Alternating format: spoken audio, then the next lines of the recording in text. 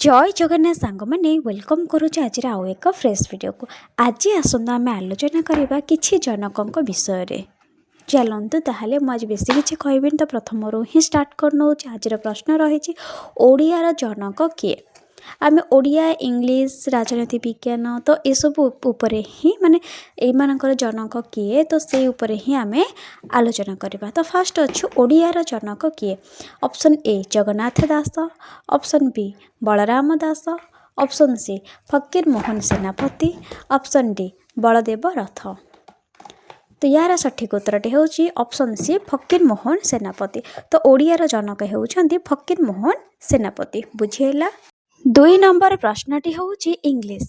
English रो जनक किए। आम तो जानिले जे ओडियार जनक होउछंती फकीर मोहन सेनापति। तो इंग्लिश रो जनक किए। तो यार option A Jagannath Das, option B Balaram Das, option C Geoffrey Chaucer, option D Baldev Rath. तो कहले देखी सांग माने आम इंग्लिश रो जनक किए। यार सठिक उत्तरटी होची ऑप्शन सी जोफ्री चौसर। जोफ्री चौसर होउछंती आम इंग्लिश रो जनक। बुझेला सांग माने जदि मो प्रश्न उत्तर आपनको हेल्पफुल लागुची ताहले चैनल को डू लाइक शेयर सब्सक्राइब निश्चिंत करंतु। चलंतु परवर्ती प्रश्नटी आम आलोचना करबा। 3 नंबर प्रश्नटी होची राजनीति विज्ञान बा पॉलिटिकल साइंस।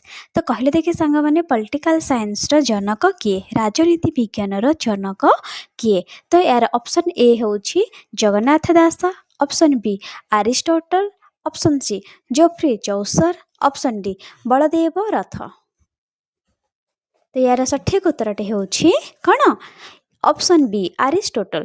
अरिस्टोटल होउछंती आमर राजनीति विज्ञान रो जनक। 4 नंबर प्रश्नटी होची इतिहास। इतिहासर जनक किए। कहले देखि सांग माने आम इतिहासर जनक किए। आमर राजनीति विज्ञान रो जनक होउछंती अरिस्टोटल बा पॉलिटिकल साइंस रो। ठीक अछि। तो एबे हमर इतिहास जोटा हम हिस्ट्री कहबा।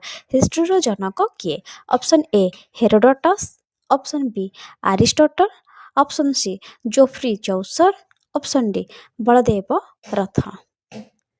तो यार सठिक उत्तरटी होची ऑप्शन ए हेरोडोटस। हेरोडोटस होउछंती हमर इतिहासर जनक। बुझेला सांग माने जदि बुझेला चैनल को